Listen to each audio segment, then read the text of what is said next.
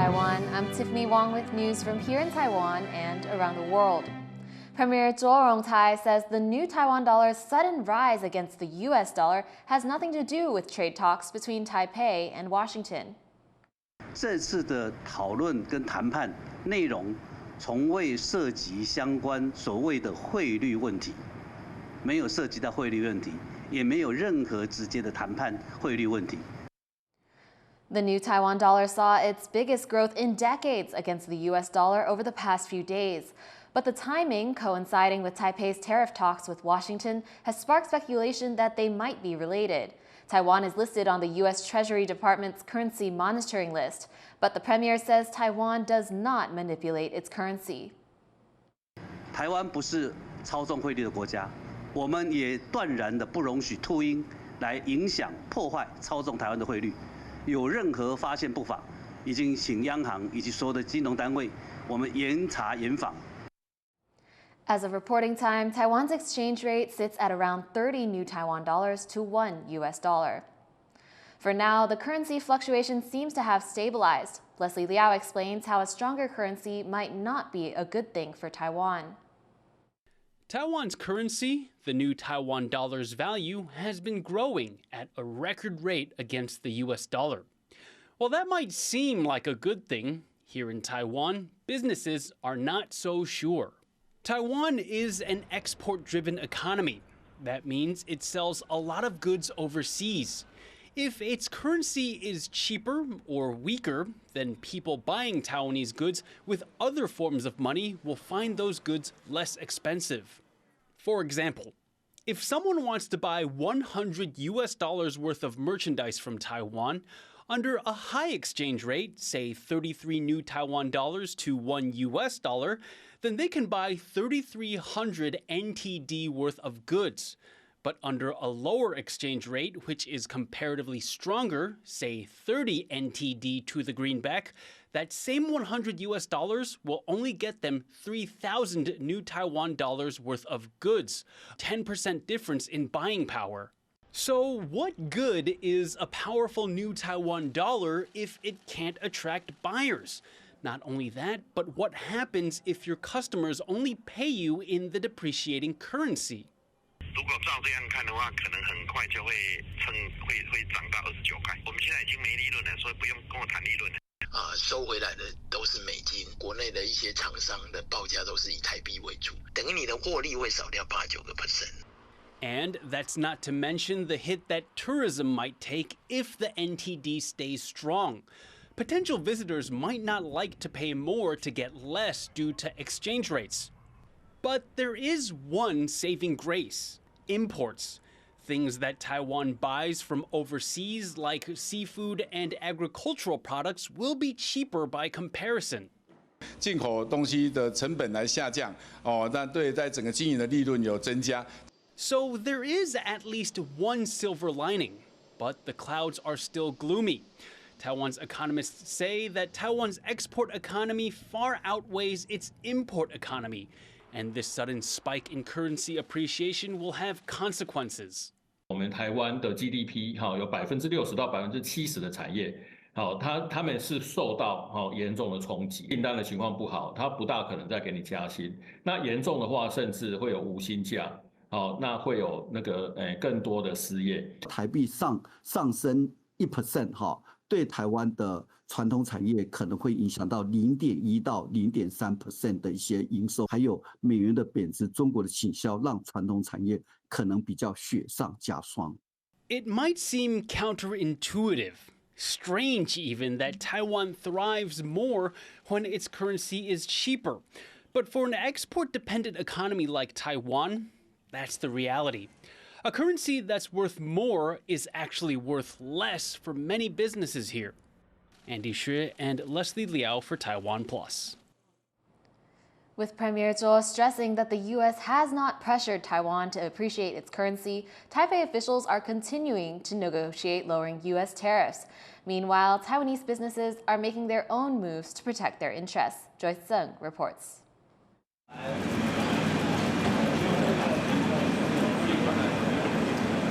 Taiwan's Premier Zhuo Rongtai works to reassure the public after the local currency's steep appreciation adds to the uncertainty of ongoing tariff negotiations with the U.S.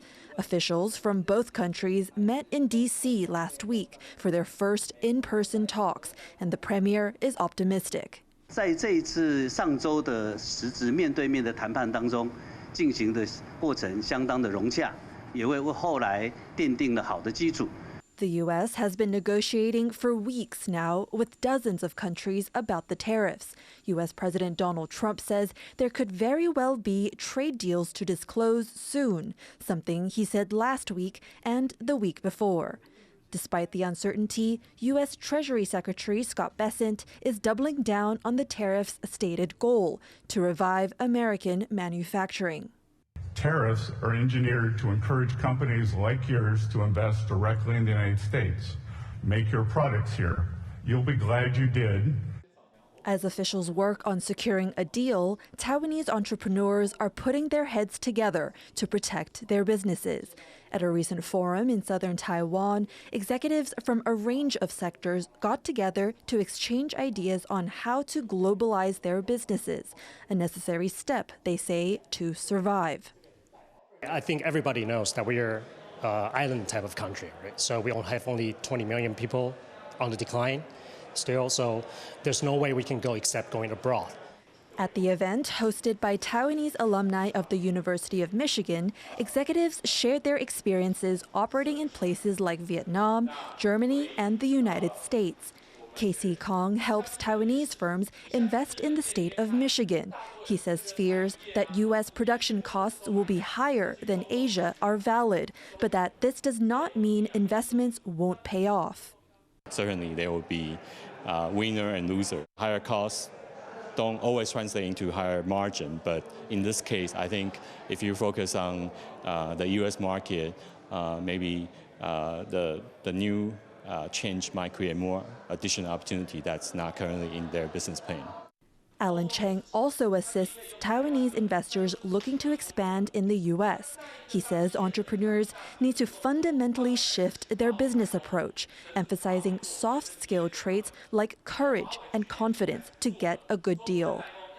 可是我们台湾人通常就会点头 yes， 那这不见得好事，因为你这样没有把正确的声音讲出来，没有把你的意见讲出来，其实很多时候讨论是无效的。 As Taiwanese businesses wait to see what Taipei and Washington officials settle on, they're also taking matters into their own hands, determined to find ways to diversify to survive in an evolving economy. Kamashu, Joseph Wu, and Joyce Zhen for TaiwanPlus. The U.S. House of Representatives has unanimously passed a bill supporting Taiwan's participation in international organizations. It comes ahead of the World Health Organization's annual meeting later this month. Let me be blunt. Beijing has waged a systemic campaign to erase Taiwan from the international stage. From the World Health Organization to the International Civil Aviation Organization, the CCP has bullied, bribed, and pressured global institutions and countries into sidelining Taiwan, despite Taiwan's clear qualifications and its contributions to global health, security, and commerce. The bill says the U.S., as a member of any international organization, should oppose China's attempts to, quote, resolve Taiwan's status and encourage allies to reject efforts to undermine Taiwan's diplomatic relationships with other countries. It added that UN Resolution 2758, which states that the PRC is the sole representative of China to the United Nations, does not address Taiwan's representation nor its sovereignty. Taiwan's foreign ministry expressed gratitude for Congress's bipartisan support. 台湾国际团结法案是美国国会以具体行动反制中国在全球故意扭曲联大第2758号决议，以明确的国会立法来澄清事实，也特别具有意义。 The House also passed a bill requiring the State Department to conduct periodic reviews of its guidelines on relations with Taiwan. The two bills will now head to the Senate for deliberation. Israel has announced plans to seize the entire Gaza Strip and remain there, displacing most of its population. It signals a dramatic escalation of a war that has torn apart the Palestinian territory. Rosie Greninger reports.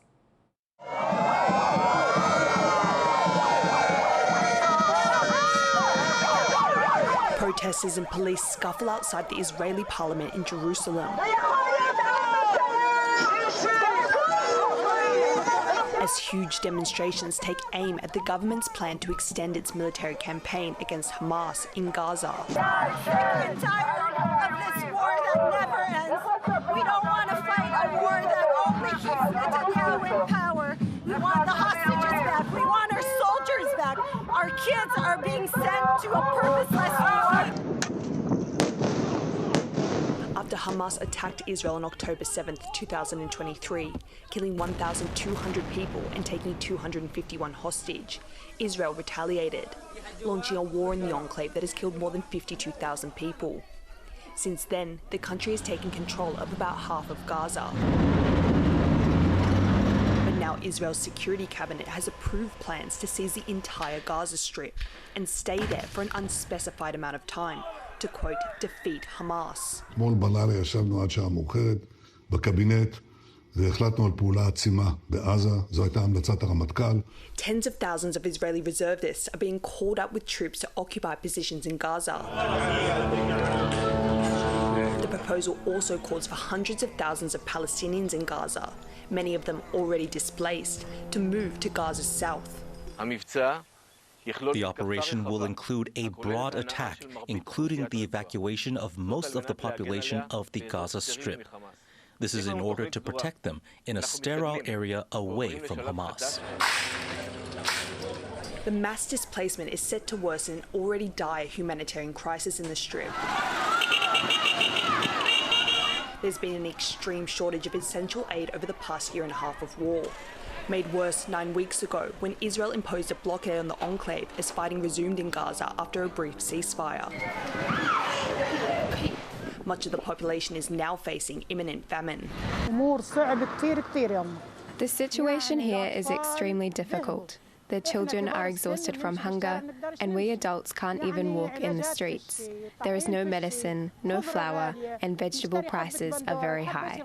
As part of its strategy, Israel would also impose control over aid distribution, with private companies in charge of deliveries, after the country accused Hamas of diverting aid for its own use.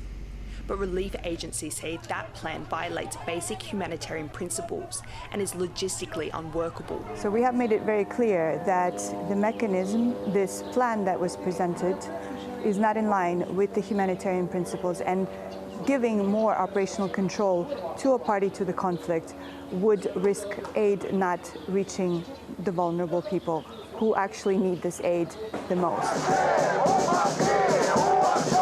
Countries across the globe have also expressed their opposition to Israel's plan, including the UK and EU.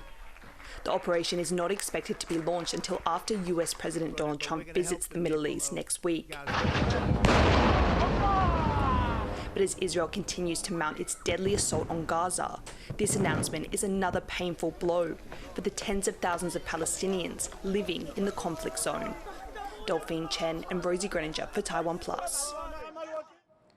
At least one person is dead and 35 injured after Israel carried out airstrikes against Houthi militants in Yemen. The attacks hit the port city of Hodeidah.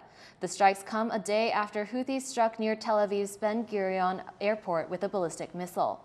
Tensions have escalated in the region as the U.S. and Israel have been using airstrikes to deter the Iran-backed Houthis from targeting shipping vessels. A Houthi official has responded to Israel's latest strikes, saying Israel should wait for the unimaginable. Thank you for watching What's Up Taiwan. You can visit the TaiwanPlus website or follow our social media for more stories from Taiwan and around the world. Finally, take a look at this exhibition at Australia's National Portrait Gallery, where autistic artists are showcasing their paintings. I'm Tiffany Wong. Take care and see you next time.